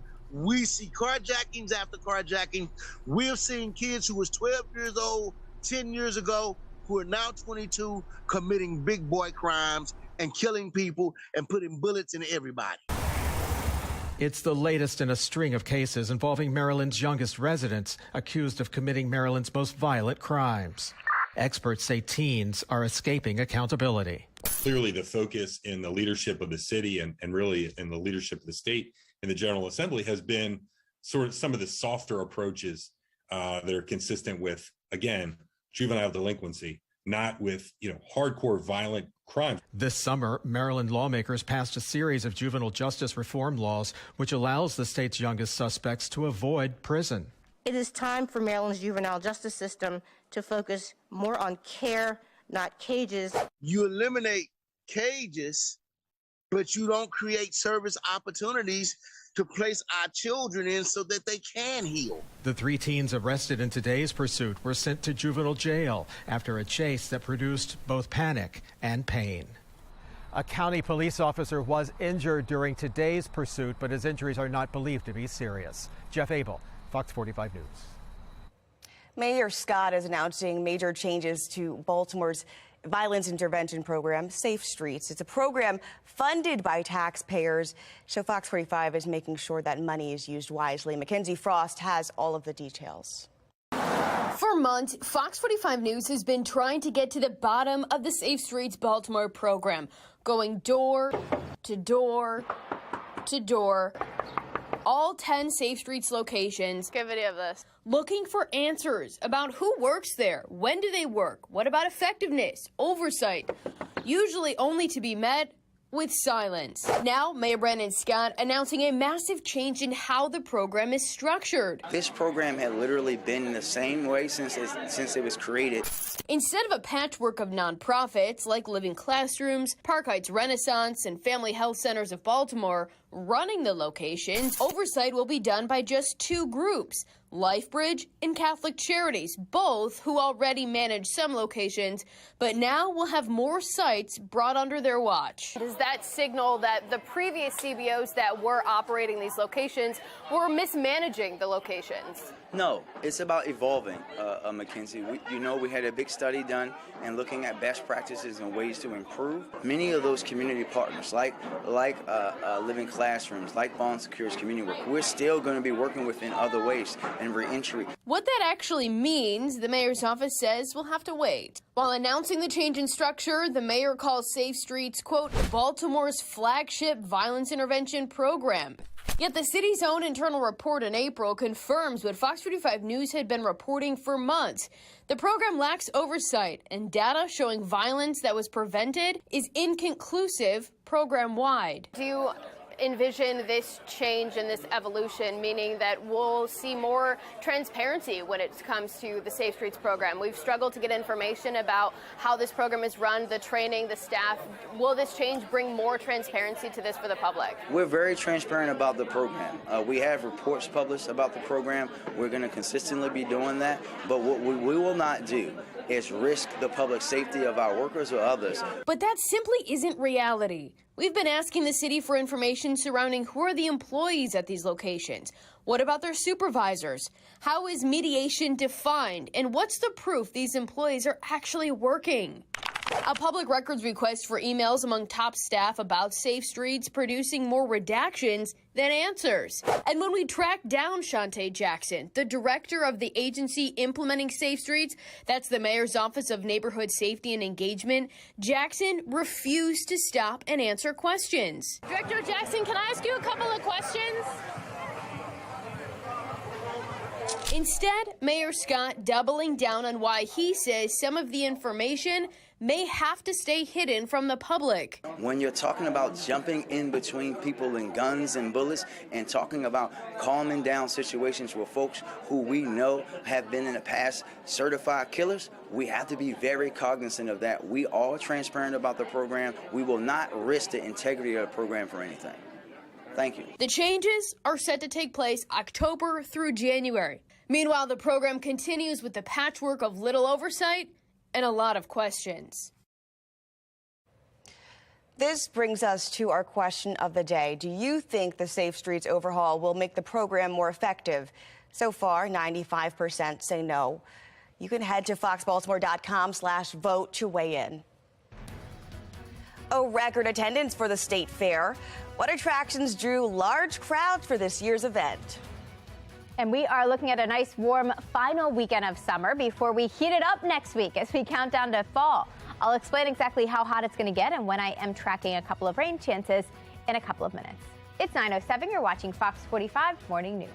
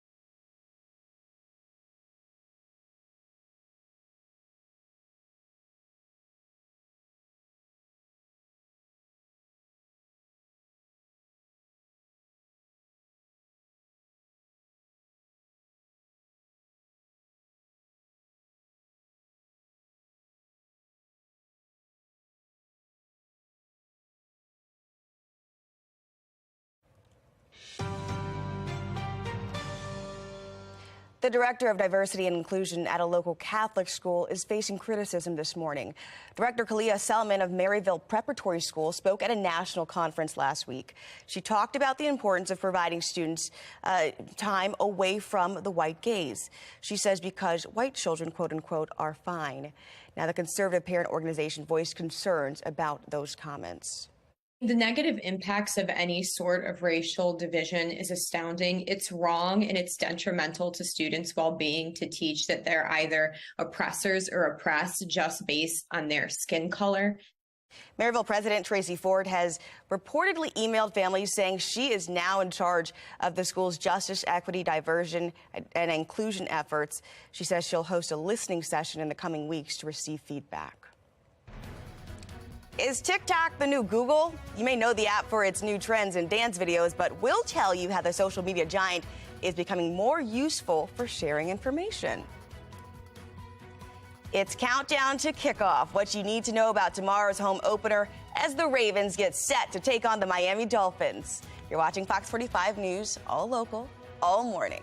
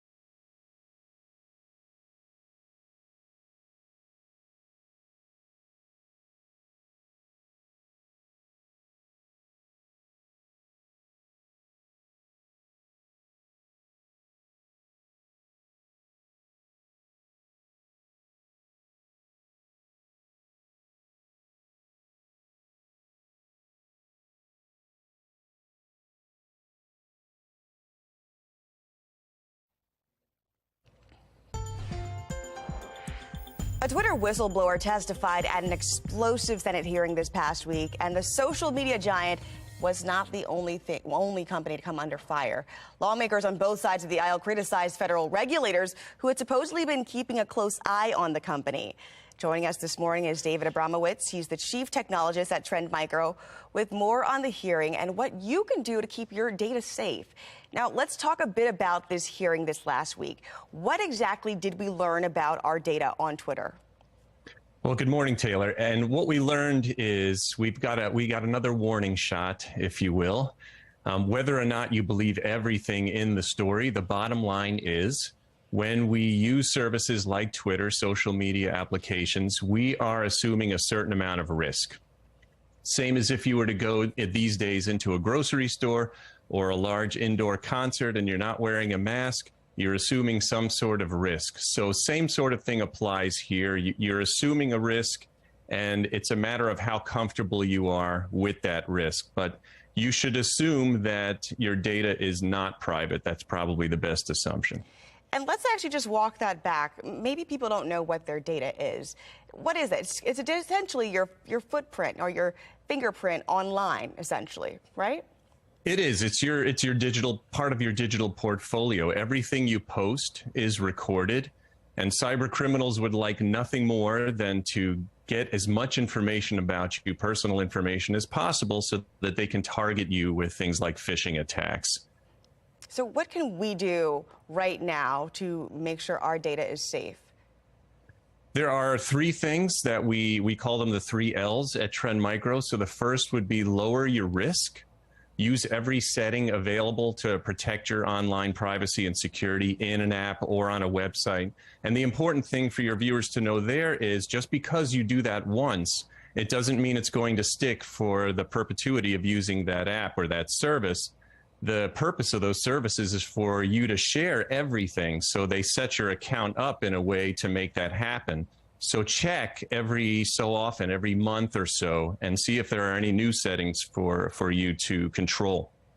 Post only what you need online and no more than that, because like I said, the cyber criminals would like nothing more than to use that information in their efforts to fool you.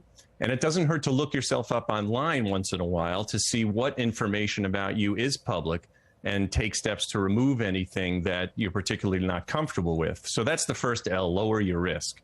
The second is lock down your defenses. Use security software on every internet-connected device.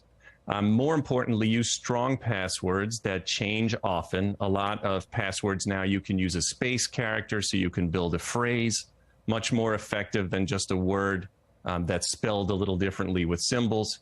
And turn on two-factor authentication wherever it's offered. That's basically something that you know, like your password, and something you have, whether that's your fingerprint or your phone.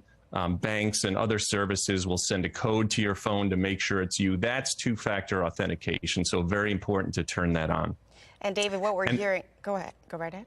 Sure, no, and then the last L is look for the signs, right? Look for everything with an eye of skepticism. Don't respond to texts or emails that come in right away. Go and independently verify it. We encourage your viewers to use a scam checking tool like Trend Micro Check.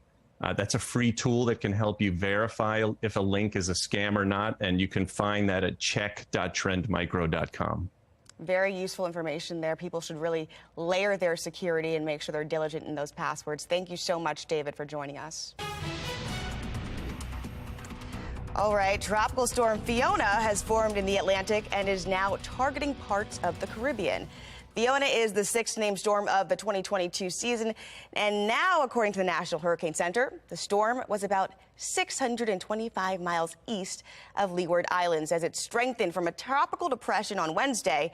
Now, winds from Fiona are hitting up to 50 miles per hour with even higher gusts.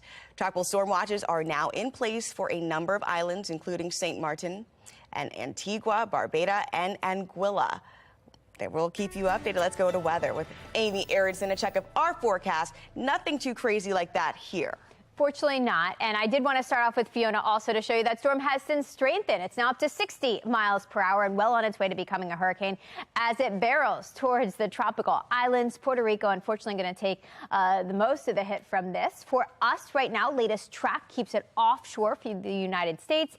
If we follow this track along, we notice it does strengthen and become a hurricane as it curves gradually off to the north and eventually off to the northeast here. But Florida, east coast of Florida, will have to keep an eye on this system in the days ahead, and this is the reason why. Latest spaghetti plot. A few outliers show it actually tracking a little further to the west, and that could have some more impacts for them to our south. But for us right now, latest indications do keep this system off the east coast.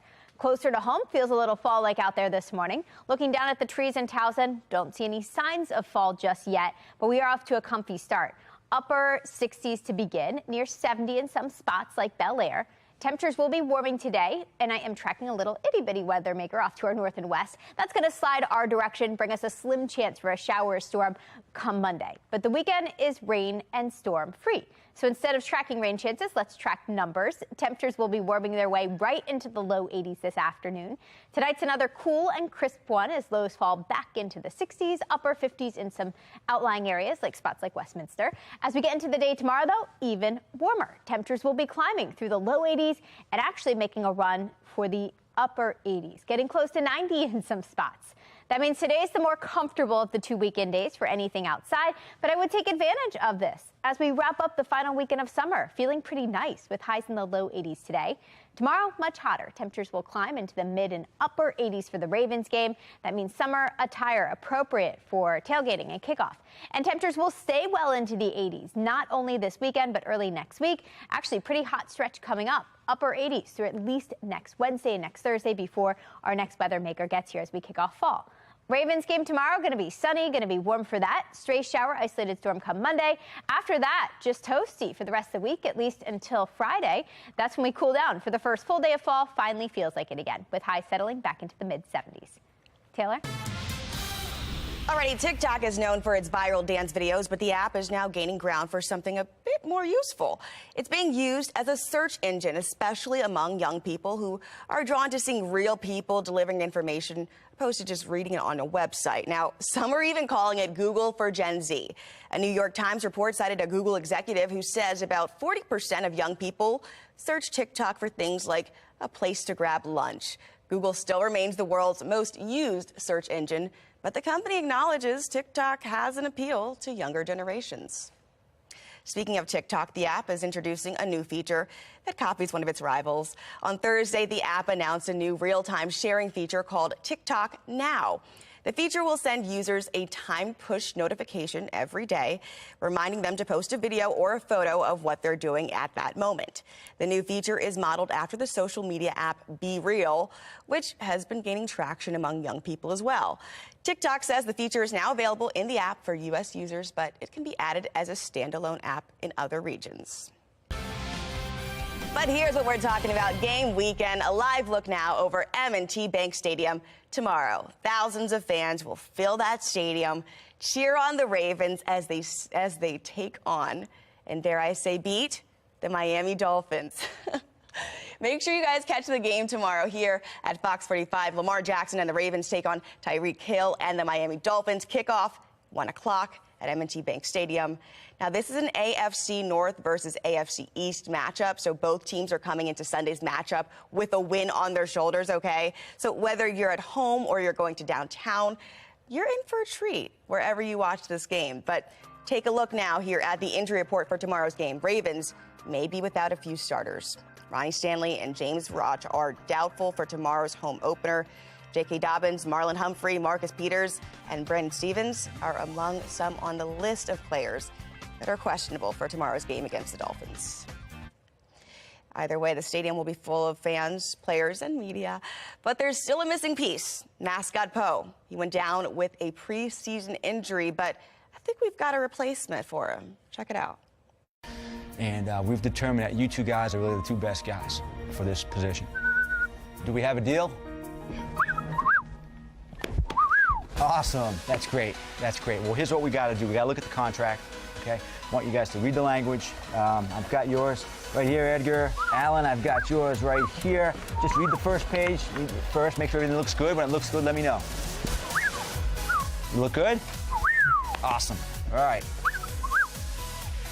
Big day for you guys and your families. Congratulations.